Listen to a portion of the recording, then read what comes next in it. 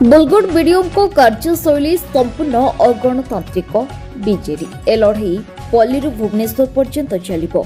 BDO लोक प्रतिनिधि को सम्मान देवा शिखंतु। बोलगुड़ ब्लॉक बीडीओ अगणतांत्रिक कार्य को विरोध करी दीर्घ 8 दिन हेला अहोरात्र ब्लॉक सम्मुखें सर्वदलीय धारणा जारी रही। विजु जनता दलर सभापति निर्देश एक प्रतिनिधि मंडली आज धारणास्थल में पहुंची। एही प्रतिनिधि मंडली रे राज्यसभा सांसद सुलता देव, दलर गणमाध्यम संयोजक तथा मुखपात्र डॉक्टर लेलिन महांती, मुखपात्र नारायण जेना, गीतांजलि प्रधान प्रमुख जोगदे समर्थन जणाइथिले। राज्यसभा सांसद सुलता देव कहिथिले, वीडियो महोदय अहंकार कहारी रही नाही, एभली रावणर मध्य रही नाही। लोक प्रतिनिधि मानकु सम्मान देई काम करंतु। पीआई सदस्य माने लोकन को काम करिबा पई प्रतिदिन ब्लॉक को आसी थांती। आपण जदि सेमानकर काम सम्मान सहित न करिवे आगो परिस्थिति असंभाल होइजिवो। केते वीडियो गलेनी किंतु एही ब्लॉक रहिछि। काली आपण वीडियो नथिबे किंतु एही लोक प्रतिनिधि माने एही अंचल उन्नति पई ब्लॉक को सब बेले आसुथिबे। तेणु आपण बीजेपी दलर इंगितरे काम न करी साधारण जनता स्वार्थ को अग्राधिकार दे काम करंतु बोली बीजेडी चेताई दैछि। सेपरि डॉक्टर महांती तांको अभिभाषण रे कहिथिले, वीडियो महोदय लोक प्रतिनिधि मानकु असम्मान करिबा उचित होई नाही। से जो बीजेपी नेतांको इंगितरे एभली अगणतांत्रिक कार्य करुछंती सेथिरु तुरंत निवृत्त रहंतु, नचेत आगामी दिन में ए लड़ई पल्ली भुवनेश्वर पर्यंत चलिबो। एहाको आमे कदापि हल्ला भावे नेबो नाही। जिला प्रशासन को मध्य चेताई देउछु, तुरंत एथिरे हस्तक्षेप करी लोक प्रतिनिधि मानकु उपयुक्त सम्मान देई न्याय प्रदान करंतु। देखिए आम सरकार किभली भाव में कम होता सरकार माटी मुंडे पड़ूनी से जन्मदिन सेलिब्रेशन कर जन्मदिन सेलिब्रेशन करतु भल कथा कि साधारणतंत्र दिवस सेलिब्रेशन हो साधारणतंत्र जो जन्मदिन सेलिब्रेशन करा केक कटा फुल दिया तो साधारणतंत्र दिवस सेलिब्रेशन पंचायत त्रिस्तरीय पंचायत प्रतिनिधि मानक केमी अवहेला कहीं ब्लॉक रे डेवलपमेंट काम होना आपण जिते मंडल उन्नयन अधिकारी होती बुक सर्कुलर आप जानते क्या दया किए सरपंच टे हो कि समिति सभ्य टे हो कि जिला परिषद टे हो समस्त लोक प्रतिनिधि मुझे वार्ड मेंबर जी लोक प्रतिनिधि अच्छा भी सम्मान कर कहीं 100टा लोकर भोट्रे जड़े लोक प्रतिनिधि आपण लोक प्रतिनिधि नुहति आपण जड़े एक्जिक्यूटिव ऑफिसर कह जाए आपन को चेयरमैन ऑफिस आपण ब्लॉक आपण जो पंचायत समिति जो अध्यक्ष हेल्प करवा एवं एक्जिक्यूट करने आपण जन एक्जिक्यूटिव ऑफिसर आपण जदि गोटे पंचायत त्रिस्तरीय पंचायत विधि व्यवस्था निर्वाचित होता प्रतिनिधि मानक आपण सम्मान जणेबेनी कार्यकलाप को सम्मान जणेबे तो आपण को भी लोक कहीं सम्मान जणेबे आपण भूली जातुनी ये भारत माटी ये ओडिशा माटी ये भारत ये अंग्रेज मान को असहयोग आंदोलन करता अंग्रेज माने पड़े गले तमे तो आम ओडिशा लोक ओडिया लोक तमे कहीं भावुच तुमको असहयोग कले तुम ये भल कम कर वातावरण क्रिएट न करूँ मोर नेता नवीन पट्टनायक ये आमर रही आहरी विजु जनता दल जहाँ ना रही विजु बाबू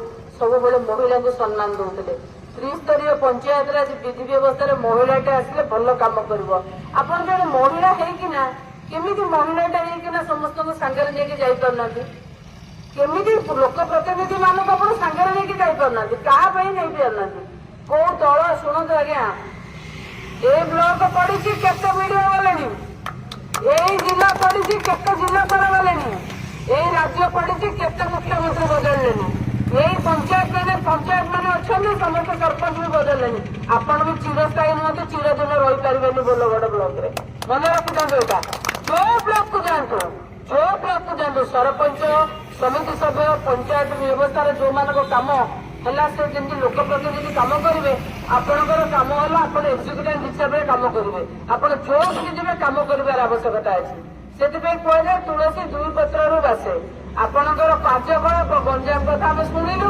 पुणी आप जाइए पुणी ये कि मानसिकता आपणकर ଇଏ କି ହୀନ ମାନସିକତା?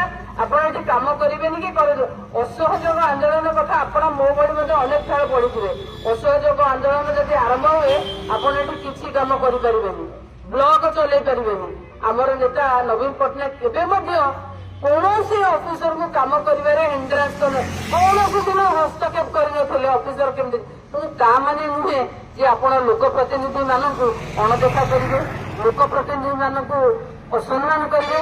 ଆଜ୍ଞା, ସମ୍ମାନ ଯିଏ ଦେଇଥାଏ, ଆମର ଗୋଟେ କଥାରେ ଅଛି, ଦେଇଥିଲେ ପାଇଁ ନ ଦେଇଥିଲେ ପଡିଆ ବାରିରେ ଗୋଧନ ଚରାଏ। କେମିତି ଅବସ୍ଥା? ଆପଣ ଯଦି ସମ୍ମାନ ଦେବେନି, ଲୋକପ୍ରତିନିଧି ମାନେ ମଧ୍ୟ ଆପଣଙ୍କୁ ସମ୍ମାନ ଦେବେନି। ସିଏ ଆପଣଙ୍କ ଦୟାର ଲୋକପ୍ରତିନିଧି ନୁହନ୍ତୁ, କିନ୍ତୁ ସିଏ ଆପଣଙ୍କ ଦୟାରୁ କୋଉଠି ଦରମା ପାଉନାହାନ୍ତି, ବରଂ ଆପଣ ଆମର ଟ୍ୟାକ୍ସ ପଇସାରୁ ଦରମା ପାଉଛନ୍ତି। ଆମ ଡେଭଲପମେଣ୍ଟ କାମ କେମିତି ହବ ତାକୁ ଦେଖିବା ପାଇଁ ଆପଣ ଦରମା ପାଉଛନ୍ତି। ମନେ ରଖିଥାନ୍ତୁ, ଏସବୁ କାମ କରନ୍ତୁ ନାହିଁ। ଆଉ ଯିଏ ବି ଏସବୁ କାମ କରିଛି ତାର ଭବିଷ୍ୟତ କେବେ ଉଜ୍ଜଳ ନାହିଁ। ଆପଣ ଏଇ ଅଞ୍ଚଳକୁ ଆସିଛନ୍ତି, ଭଲ ନାଁ କରନ୍ତୁ। ଭଲ, ଯେତେବେଳେ ଜଣେ ଲୋକ ଭଲ କାମ କରେ ନା, ସେଇ ଅଞ୍ଚଳର ଲୋକପ୍ରତିନିଧି ମାନେ ତାକୁ ଝୁରନ୍ତି। ସେ ବିଡିଓକୁ ଯିବାକୁ ଦିଅନ୍ତିନି, ସେ ଜିଲ୍ଲାପାଳକୁ ଯିବାକୁ ଦିଅନ୍ତିନି। ଆପଣ ବୁଝିପାରୁନାହାନ୍ତି? ଏଠି 8 ଦିନ ହେଲାଣି ମୋ ଭାଇ ଭଉଣୀ ମାନେ କହିଛନ୍ତି ଆପଣ ଏଠୁ ଯାଆନ୍ତୁ ଯାଆନ୍ତୁ ଯାଆନ୍ତୁ। କେତେ ଭଲ ଲାଗୁଥିବ ଆପଣଙ୍କୁ ଟିକେ କହିଲେ? ମୁହଁ ଭଡଙ୍ଗି କରିକି ଆପଣ ଭିତରେ ବସିଥାଇ ପାରନ୍ତି, ଅନ୍ତରରେ ଆପଣ କଣ ଲାଗୁଥିବ ଆପଣ ନିଜେ ଜାଣିପାରୁଥିବେ। ଆପଣ ଲୋକପ୍ରତିନିଧି ହିସାବରେ ଯୋଉମାନେ ଅଛନ୍ତି, ଆପଣ ଦେଖନ୍ତୁ ଭିଡିଓ, ଲୋକପ୍ରତିନିଧି ହିସାବରେ ଯୋଉମାନେ ଅଛନ୍ତି ତାଙ୍କୁ ସମ୍ମାନ ଦିଅନ୍ତୁ।